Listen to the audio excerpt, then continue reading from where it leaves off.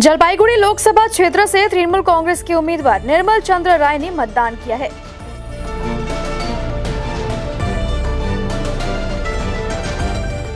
तृणमूल कांग्रेस के उम्मीदवार निर्मल चंद्र राय ने आज सुबह करीब 7 बजे धूपगुड़ी शहर स्थित अपने घर से निकलकर अपने गांव स्थित घर पहुंचे।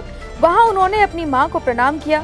इसके बाद तृणमूल कांग्रेस उम्मीदवार पास के बामनचारी एडिशनल प्राथमिक विद्यालय में अपने पत्नी के साथ वोट डाला।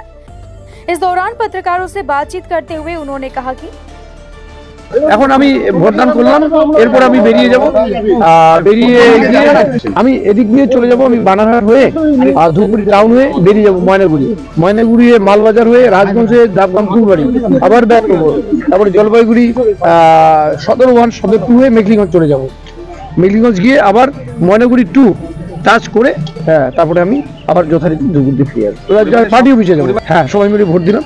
না, এখন পর্যন্ত তো সেরকম পাওয়া যায়নি, মানে অন্তত ভোট না। এখন আমি এখানে আমার তো প্রথম এখানে অভিজ্ঞতা হলো, ঠিকই আছে, ওরা শান্তিপূর্ণভাবে ভোটটা করার ওনারা চেষ্টা করছেন।